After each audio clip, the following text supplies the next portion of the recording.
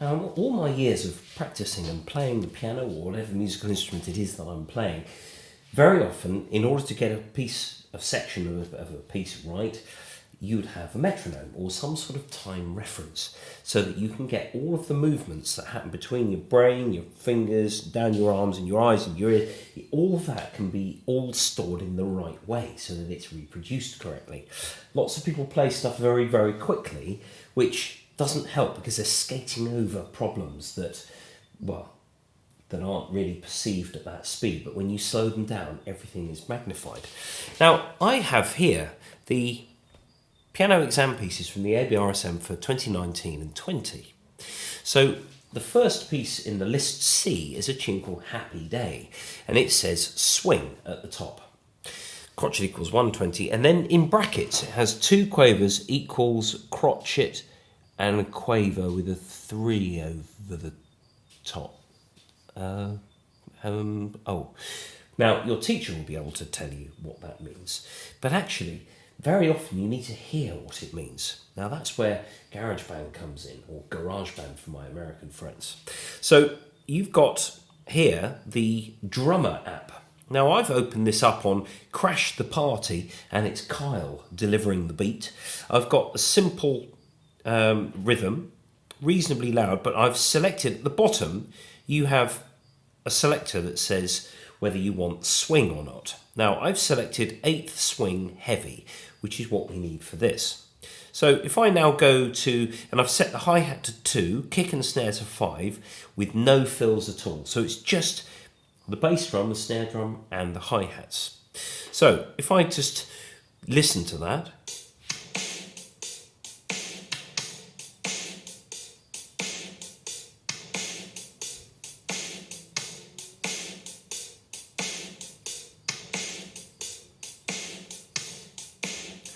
Those hi-hats are doing what it says at the top of the page here, the so suddenly our quavers aren't straight anymore. If I was to play this tune straight, it would do this. So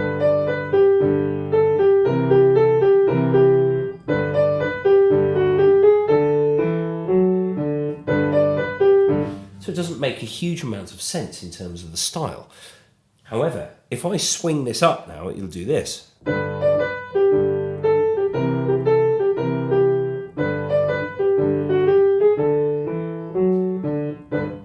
So you've got that now. Now if I was to play that with the drums here, I've slowed the tempo down. It says 120 here. I've got a tempo of 89. That's fine. A slower tempo for practice, that's absolutely fine. So I'm going to listen to and I've just got a drum rhythm here. I haven't got anything else, no chords, no backing, no nothing. So if I press play now, I'm going to give myself a 2-bar count in, and then you'll hear how the right hand quavers link up with the hi-hats.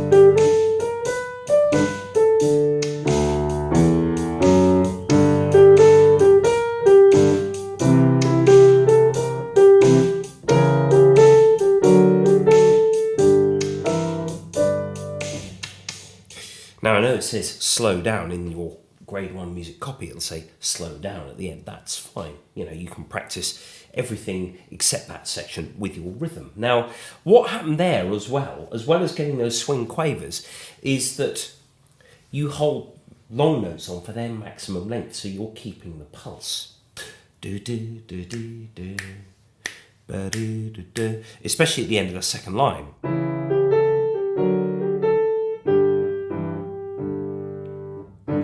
There's actually quite a break there. Lots of people would play something like this, doing this.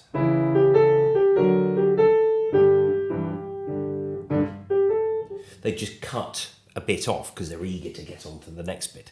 But long notes and silences are as musical as the notes themselves. So it's really important to get this to work correctly. Now, swing, if we were to go really into the sort of the depths of what swing quavers actually are, they are slightly different depending on the tempo.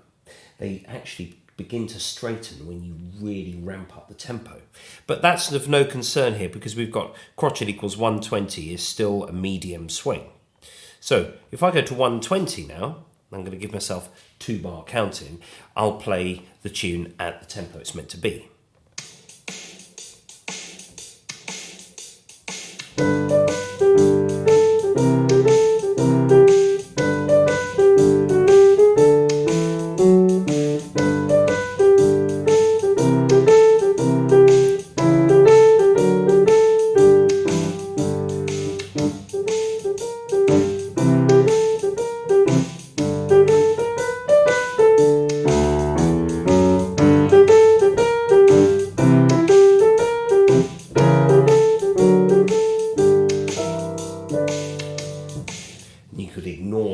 At the end there to get your slow down.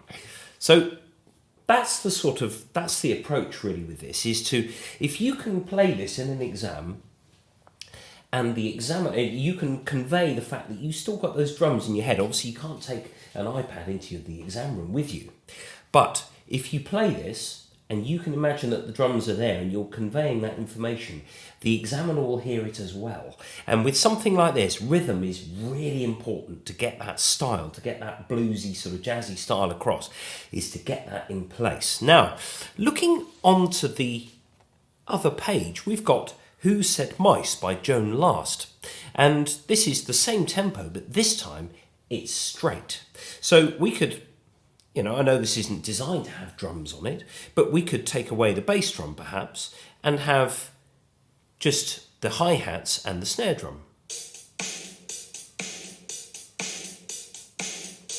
Now this piece is really, it's Tom and Jerry really, it's all about the cat, the movements of the cat. And you've got to put that across in your playing. So with something, staccato and legato helps certainly, but rhythm is really important with something like this because actually there aren't many notes in this piece. So this is about timing.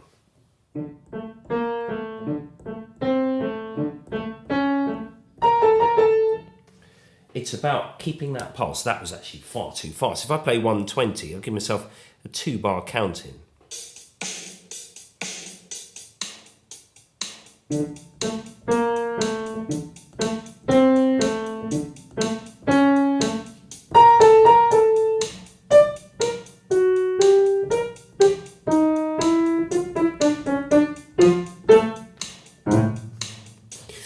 There, I made the drums much quieter, so instead of a snare drum, whack, it just had a cross stick instead, which would help sort of convey the style a bit more. You could use a percussion sound instead. Now, I think this might work a little bit better. So if I mute Kyle and get another rhythm together, under drummer, there's a pane called percussion. And if I just make that reasonably simple,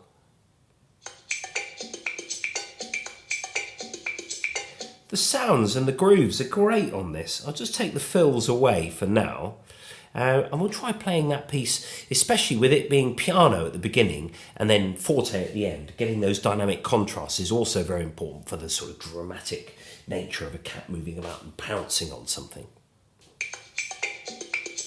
1, 2, 3, 4.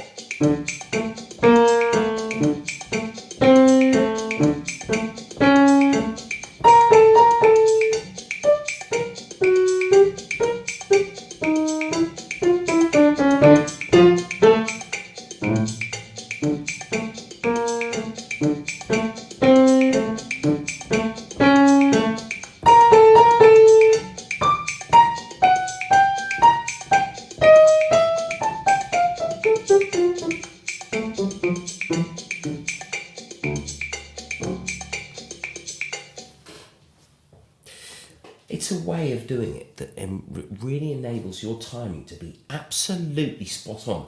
And if I was to say, as an examiner myself on this board, because I'm an examiner for the ABRSM, I very often hear the correct notes are pretty much there. You know, lots of piano pieces, it might be a little stumble somewhere, but generally the notes are right.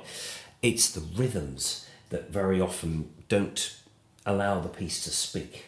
So, also in this book, if I go to list A now, and we've got the Agincourt Song, celebrating the victory of King Henry V of England over the French at the Battle of Agincourt in 1415. So this piece of music is 600 years old, but you can still use GarageBand with it. Now, it says 138 here. Now, if I just go to maybe up here, there's a loud plane going overhead at the moment, but you should still be able to hear me just fine. So let's listen to 138 and work out roughly how this thing has got to sound. So I'm just going to take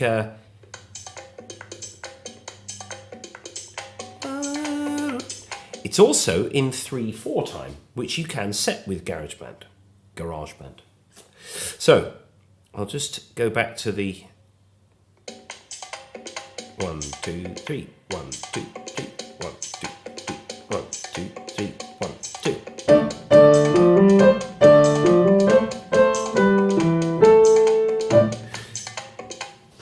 Okay, so we've got that sort of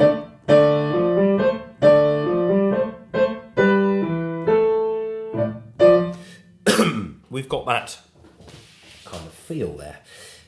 You can still use a piece of technology made in 2017 to go with a tune written in 1417. There's nothing wrong with that at all, because rhythm is really important to delineate when you're doing anything like this. And it goes for any of these pieces in here. Less so perhaps for romantic stuff, where you want the notion of rubato, where you really want the speed to vary and to be part of the expressive process. But with something like this,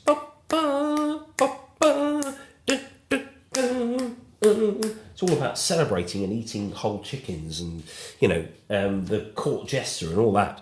Getting slower at the end, that's fine. It's just at the end. It just says this piece is finishing. So